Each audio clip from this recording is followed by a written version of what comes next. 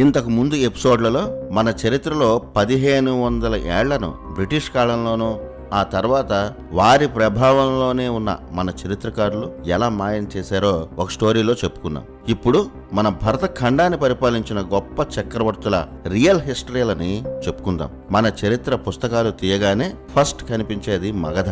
మగధ అనగానే చంద్రగుప్త మౌర్య, అశోక వీళ్ల చరిత్రలే కనిపిస్తాయి. కానీ కాలాలతో సహా పుస్తకాల్లో కనిపించే మౌర్య చరిత్రలో చాలా తప్పులు ఉన్నాయని పురాణాలు, కోట వెంకటాచలం గారు, ఎంవిఆర్ శాస్త్రి గారు ఇలాంటి చరిత్ర పరిశోధకుల రచనల్లో క్లియర్గా తెలుస్తోంది.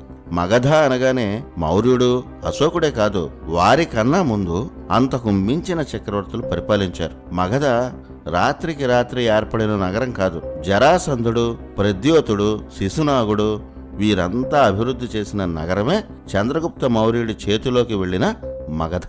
అశోకుడు భరతఖండాన్ని విస్తరించాడు, ఇది నిజమే. కానీ అలా భరత ఖండాన్ని ఒక్కటిగా చేసేందుకు పునాది వేసిన చక్రవర్తులు మౌర్యులు కాదు, అంతకన్నా ముందే చాలా మంది ఉన్నారు. మహాభారత కాలం తర్వాత భరతఖండానికి కనీసం 2000 సంవత్సరాలు ప్రముఖ రాజకీయ కేంద్రంగా నిలిచిన నగరం మగధ. ఆ మగధ సామ్రాజ్య చరిత్రలో అసలైన నిజాలను, మగధను ఆ స్థాయిలో ప్రపంచ ప్రసిద్ధం చేసిన చక్రవర్తుల గురించి ఇప్పుడు చెప్పుకుందాం. ఇక్కడ మరో విషయాన్ని కూడా గమనించండి.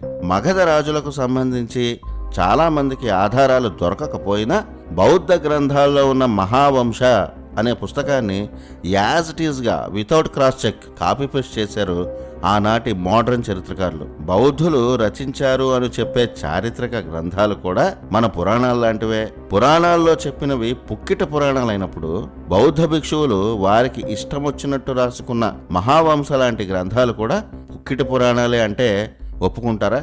పురాణాలను పూర్తిగా కనుమరుగు చేయడానికి ఇలాంటి గ్రంథాలు చాలానే వచ్చాయి. అప్పటి కొత్త మతాల ఉద్దేశమే వైదిక ధర్మాన్ని కనుమరుగు చేయడం. మన దేశ చరిత్రకు సంబంధించి మత్స్య, వాయు, విష్ణు, బ్రహ్మాండ పురాణాలు కీలకమైన ఆధారాలు. బౌద్ధులు రాసిన మహావంశ గ్రంథానికి కూడా ఈ పురాణాలే ఆధారాలు. పురాణాల్లో ఎంతమంది రాజులు ఏ వంశాల నుంచి వచ్చారో, ఒక్కో రాజు ఎంతకాలం పరిపాలించారో స్పష్టంగా సంవత్సరాలతో సహా ఉంటుంది. వాటి ఆధారంగా చరిత్రను ఒక ఆర్డర్లో పెట్టిన కోట వెంకటాచలం గారి పుస్తకాలు, మరికొన్ని చారిత్రక పరిశోధనా గ్రంథాల ఆధారంగా ఈ అనాలిసిస్లోని సంవత్సరాలను రాస్తున్నాం. నక్షత్ర గమనాలు, అంతరిక్ష కాల గణన, అలాగే వ్యాసుడు రచించిన మహాభారత ఇతిహాసం ప్రకారం మహాభారత యుద్ధం 3138 BCEలో జరిగింది. BCE అంటే బిఫోర్ కామన్ ఎరా లేదా సామాన్య శకానికి పూర్వం అని అర్థం. అంటే ఇప్పటికీ మహాభారత యుద్ధం జరిగి 5163 సంవత్సరాలు అయింది. అప్పటికి భరతఖండానికి ప్రధాన కేంద్రం హస్తినాపురం. పాండవులు ఇంద్రప్రస్థాన్ని నిర్మించారు, అదే ఇప్పటి ఢిల్లీ. ఇంద్రప్రస్థం కూడా హస్తినతో సమానంగా ప్రఖ్యాతి చెందింది. అలాగే అటు బృహద్రథ వంశంలో జరాసంధుడు అభివృద్ధి చేసిన నగరమే మగధ. హస్తినాపురం, ఇంద్రప్రస్థంతో పాటు మగధ కూడా ఆనాడు శక్తివంతమైన రాజ్యమే. అప్పటి మగధ రాజధాని గిరివ్రజం. ఆ నగరాన్ని నిర్మించినది జరాసంధుడు. జరాసంధుడిని భీముడు సంహరించిన తర్వాత అతని కుమారుడైన సహదేవుడికి శ్రీకృష్ణుడే స్వయంగా పట్టాభిషేకం చేశాడని మహాభారతంలో ఉంటుంది. అలా మహాభారత యుద్ధం పూర్తయ్యే వరకు కూడా మగధను పాలించింది జరాసంధుడి కుమారుడు సహదేవుడు. కురుక్షేత్ర యుద్ధంలో పాండవులు గెలిచారు. అయితే కర్ణుడు తమ అన్నే అని తెలిసి అతని మరణానికి ధర్మరాజు చాలా బాధపడ్డాడు. అందుకే కర్ణుడి కుటుంబంలో మిగిలిన ఏకైక వారసుడు వృషకేతుకి ఇంద్రప్రస్థ చక్రవర్తిగా ధర్మరాజే పట్టాభిషేకం చేశాడు. మహాభారత యుద్ధం జరిగిన 36 ఏళ్లకు అంటే 3102 BCEలో శ్రీకృష్ణుడి అవతార సమాప్తి, అలాగే ద్వారక మునిగిపోవడంతో అలనాటి అరుదైన సాగర నగరం ద్వారక చరిత్ర కాలగర్భంలో కలిసిపోయింది. యదువంశం కూడా సమూలంగా నాశనమైంది. ఇక ఆ వంశీకులు ఎవ్వరూ చక్రవర్తులుగా మిగలలేదు. శ్రీకృష్ణుడి నిర్యాణాన్ని భరించలేని పాండవులు కూడా స్వర్గారోహణ చేస్తూ తనువులు చాలించారు. కలియుగం ప్రారంభమైన 3102 BCE కాలంలో అభిమన్యుడి కుమారుడు పరీక్షిత్తు హస్తినాపురాన్ని పాలించాడు. ఆ సమయానికి మగధను జరాసంధుడి మనవడు సోమాధి పరిపాలిస్తున్నాడు. అయోధ్యను బృహత్క్షణ పరిపాలిస్తున్నాడు. పరీక్షిత్తు కాలంలో హస్తినాపురం, ఇంద్రప్రస్థం, కోసల, మగధ ఈ 4 భరతఖండంలో శక్తివంతమైన రాజ్యాలయ్యాయి. పరీక్షిత్తు 58 ఏళ్లు పరిపాలించి తక్షక అనే సర్పం వల్ల మరణించాడు. అతని మరణం తర్వాత అంటే 3044 BCEలో జనమేజయుడు హస్తినాపురం చక్రవర్తి అయ్యాడు. కురువంశంలో చిట్ట చివరి శక్తివంతమైన చక్రవర్తి జనమేజయుడు. జనమేజయ తర్వాత ఇటు హస్తినాపురం అటు ఇంద్రప్రస్థం 2 రాజ్యాలు నెమ్మదిగా క్షీణించాయి. జనమేజయుడు తర్వాత సాతానిక, అశ్వమేధదత్త, అధిసీమ కృష్ణ వీరి తర్వాత నిచక్షు పరిపాలించారు. నిచక్షు కాలంలోనే గంగానదికి భీకరంగా వరదలు వచ్చాయి. ఆ వరదలు హస్తినాపురాన్ని ముంచేశాయి. 1000 మంది మరణించారు. హస్తినాపురం పూర్తిగా ధ్వంసమైంది. 1000 ఏళ్ల హస్తినాపుర చరిత్ర ముగిసిపోయింది. అక్కడి నుంచే కురువంశం కూడా క్షీణించడం మొదలైంది. హస్తినాపురం నుంచి కౌశాంబికి రాజధానిని మార్చాడు నిచక్షు. ప్రస్తుతం హస్తినాపురం ఒక చిన్న ఊరుగా మిగిలింది. కురువంశ సంరక్షణలోనే ఉన్న ఇంద్రప్రస్థం, కోసల రాజ్యాలు కూడా బలహీనపడ్డాయి. జనమేజయ తర్వాత కురువంశంలో 26 మంది రాజులు పరిపాలించారు. కానీ వారెవరూ చెప్పుకోదగ్గ చక్రవర్తులు కాదు. కురువంశంలో చిట్ట చివరి చక్రవర్తి క్షేమక 1634 BCEలో అతను పాలించాడు. అక్కడితో మహాభారతంలో చక్రం తిప్పిన కురువంశం పూర్తిగా కనుమరుగైంది. నిచక్షు సమయంలోనే హస్తినాపురం, ఇంద్రప్రస్థం పూర్తిగా క్షీణదశకు చేరుకున్నాయి. ఆ సమయానికి మగధలో బృహద్రథ వంశం అంటే జరాసంధుడి వంశం పరిపాలిస్తోంది. మగధ కూడా విస్తరిస్తోంది. అప్పటి మగధ రాజధాని గిరివ్రజ. హస్తినాపురం పతనమైన కాలం 2132 BCE అంటే మహాభారత యుద్ధం జరిగిన సరిగ్గా 1000 ఏళ్లకి ఆ కాలం నాటి వంశాలన్నీ దాదాపుగా క్షీణించాయి. కొత్త చక్రవర్తులు భరతఖండాన్ని పరిపాలించారు. ఇవన్నీ మహాభారతం పురాణాల ఆధారంగా సంవత్సరాలతో సహా ఉన్న వివరాలు. ఆ వివరాలు కలిశకం అంకెలతో ఉంటే వాటిని మనకు అర్థమయ్యే సంవత్సరాలుగా ఇప్పుడు వివరించుకుంటున్నాం. కలియుగ రాజవంశాల చరిత్ర పూర్తిగా మొదలైన కాలం 2132 BCE. అంతవరకు భరతఖండాన్ని పరిపాలించిన వంశాలు కురు, బృహద్రథ వంశాలే. 2132 BCE నాటికి మగధ శక్తివంతమైన రాజ్యంగా నిలిచింది. ఆ కాలానికి మగధను పరిపాలిస్తున్నది జరాసంధుడి వంశానికి చెందిన రిపుంజయ. ఇతనే బృహద్రథ వంశంలో అంటే జరాసంధుడి వంశంలో చివరి రాజు. రిపుంజయకు ప్రధానమంత్రిగా మునిక అనే గొప్ప మేధావి పనిచేస్తున్నాడు. ఇతని పేరు కొన్ని పురాణాల్లో సునక అని కూడా ఉంటుంది. ఇద్దరు ఒకరే. ఆ మునిక కుమారుడు ప్రద్యోత. ఈ రిపుంజయ పాలనలో ప్రజలు నానా కష్టాలు పడ్డారని పురాణాలు చెప్తున్నాయి. ప్రజల్లో అసంతృప్తి ఉంది. తిరుగుబాట్లు కూడా పెరిగాయి. ప్రజా వ్యతిరేకత సమయంలోనే మహామంత్రి మునిక సైన్యం సహకారంతో రిపుంజయపై దాడి చేసి సంహరించాడు. తన కుమారుడు అయిన ప్రద్యోతను మగధ సింహాసనంపై మునిక కూర్చోబెట్టాడు. అలా మహాభారత వంశాల తర్వాత ప్రద్యోత వంశం మొట్టమొదటిసారిగా భరతఖండాన్ని పరిపాలించింది. ఈ చరిత్ర అంతా మత్స్యపురాణం, బ్రహ్మాండ పురాణాల్లో పేర్లు, కాలాలతో సహా స్పష్టంగా ఉంది. చాణక్యుడిలాగే మునిక కూడా గొప్ప మేధావి. అతను ఉత్తర భారతంలో మరో చక్రవర్తే లేకుండా తన కుమారుడైన ప్రద్యోత మాత్రమే చక్రవర్తిగా ఉండేలా యుద్ధాలు, రాజకీయాలు చేయించాడు. అందరి రాజులు ప్రద్యోతకు సామంతులయ్యారు. అలా చంద్రగుప్త మౌర్య కన్నా ముందు మగధ విస్తరణకు అసలైన పునాది వేసిన వారు మహామంత్రి మునిక, అతని కుమారుడు ప్రద్యోతలే. వారు వేసిన పునాదులపైనే మగధ ఉత్తర భారతమంతా విస్తరించింది. ఈ ప్రద్యోత వంశం గురించి ఇంటర్నెట్లో సెర్చ్ చేస్తే 500 BCE అని వస్తుంది. అది శుద్ధ తప్పు. అందుకు ఎలాంటి ఆధారాలు లేవు. కానీ మత్స్య, వాయు, విష్ణు పురాణాల్లో ఈ ప్రద్యోత వంశం గురించి రాజుల పేర్లతో, కాలాలతో సహా పూర్తి వివరాలు ఉన్నాయి. ప్రద్యోత వంశంలో 5 చక్రవర్తులు 2132 BCE నుంచి 1994 BCE వరకు అంటే 138 ఏళ్ల పాటు మగధను పరిపాలించారు. ప్రద్యోత వంశంలో పాలించిన ఆ చక్రవర్తులు ప్రద్యోత, పాలక, విశాఖయూప, జనక, నందివర్ధన. ఈ 5 బృహద్రథ వంశీకుల తర్వాత మగధను పాలించిన చక్రవర్తులు. మహాభారత వంశాలతో సంబంధం లేని వంశం ఈ ప్రద్యోత వంశం. ఈ ప్రద్యోత వంశంలో చివరి చక్రవర్తి నందివర్ధన. అప్పటికి కాశీ రాజ్యాన్ని శిశునాగుడు పరిపాలిస్తున్నాడు. అలాగే మగధ చక్రవర్తి నందివర్ధన చేసే యుద్ధాలకు శిశునాగుడు సైన్య సహకారం చేసేవాడు. యుద్ధ విద్యల్లో ఆరితేరిన శిశునాగుడు సమయం చూసుకుని 1994 BCEలో ప్రద్యోత వంశాన్ని పూర్తిగా నిర్మూలించాడు. ప్రద్యోత వంశంలో చివరి రాజు నందివర్ధనను కూలదోసి శిశునాగుడు మగధకు చక్రవర్తి అయ్యాడు. ఇతని కాలంలోనే మగధ రాజధాని గిరివ్రజం చాలా అభివృద్ధి చెందింది. చరిత్రను మలుపు తిప్పిన వంశం శిశునాగ వంశం. ఈ శిశునాగ వంశంలో 10 మంది శక్తివంతమైన చక్రవర్తులు 1994 BCE నుంచి 1634 BCE వరకు, అంటే 360 సంవత్సరాల పాటు సుదీర్ఘంగా మగధను పాలించడమే కాదు, రాజ్యాన్ని అత్యంత శక్తివంతంగా మార్చారు.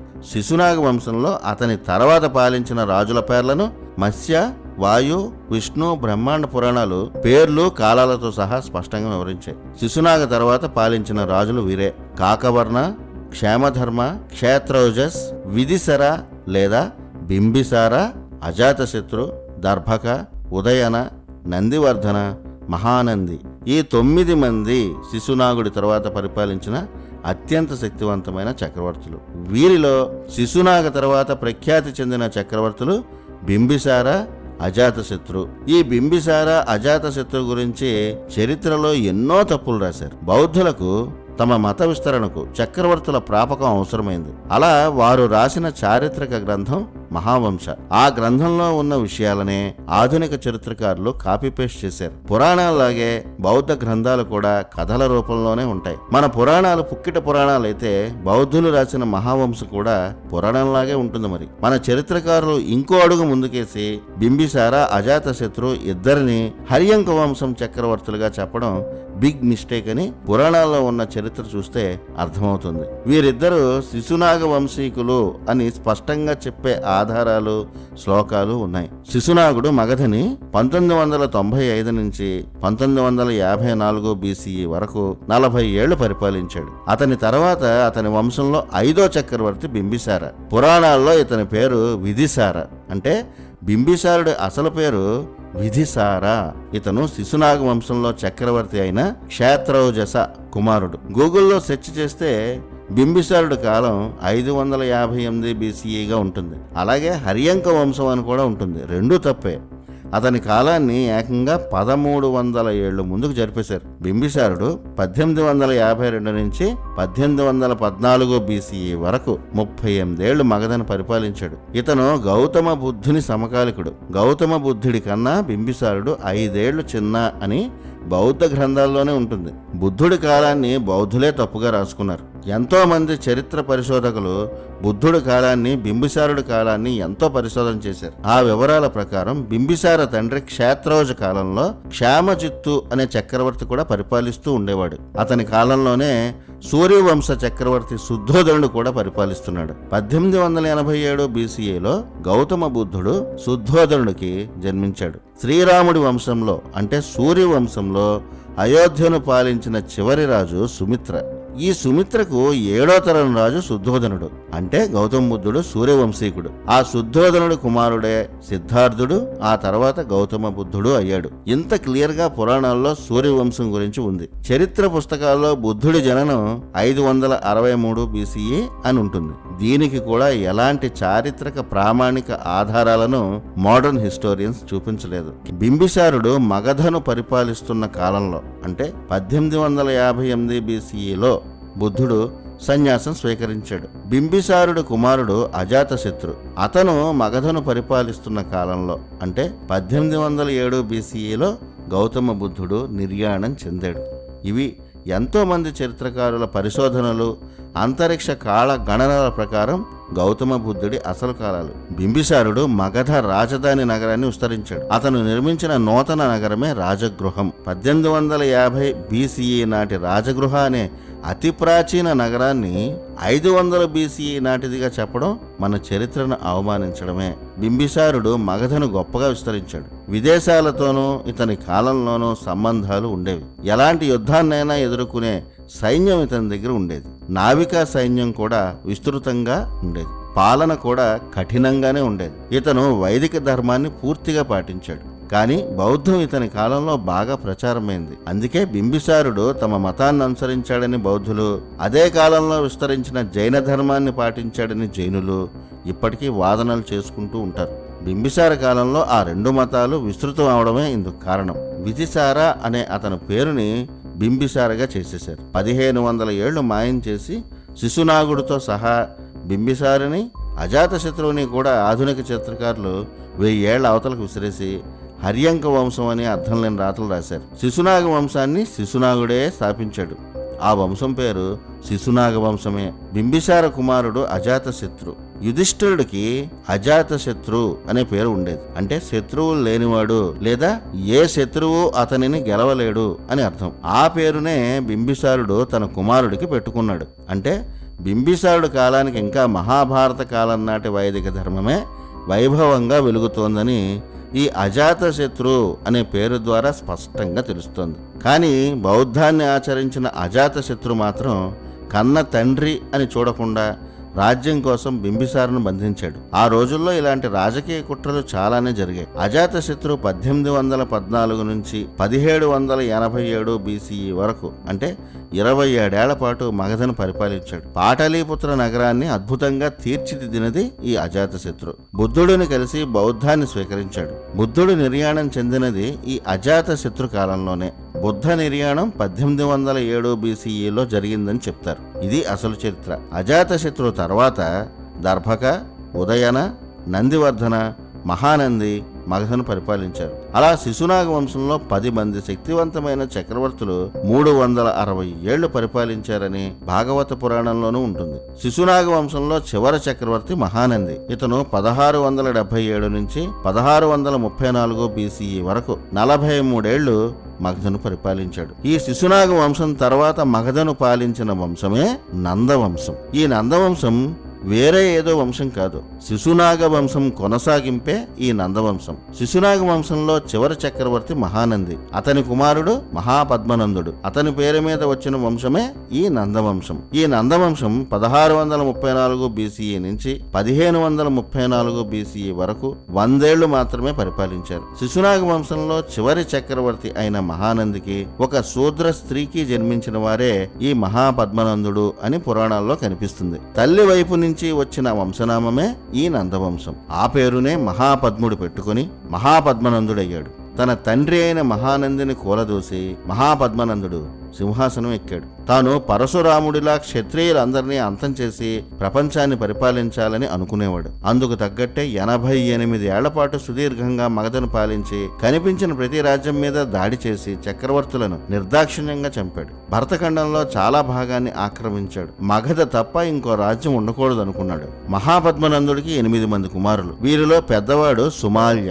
మహాపద్మనందుడి తర్వాత ఈ 8 మంది కలిసి సంవత్సరానికి ఒకరు చొప్పున మగధను పరిపాలించారు. మహాపద్మనందుడు ఈ 8 మంది నందులను కలిపి నవనందులు అనేవారు. వీరి సమయంలో మగధలో అరాచకాలు చాలా ఎక్కువయ్యాయి. ఎన్నో దారుణాలు జరిగాయి. ప్రజలు నానా బాధలు పడ్డారు. వీరికి పాలన చేత కాలేదు. వీరి కాలంలోనే చాణక్యుడు అతని తండ్రి నందులకు మహామంత్రులుగా ఉండేవారు. ఆ కాలంలోనే చాణక్యుడికి ఘోర అవమానం జరిగింది. ఆ తర్వాత చంద్రగుప్త మౌర్య అనే ఒక కొత్త చరిత్ర జన్మించింది. ఆ చరిత్రను నెక్స్ట్ ఎపిసోడ్లో చెప్పుకుందాం. మొత్తానికి ఈ నందవంశీకులు 1534 BCE వరకు 100 ఏళ్లు పరిపాలించారని కోట వెంకటాచలం గారి పుస్తకాల్లో కనిపిస్తుంది.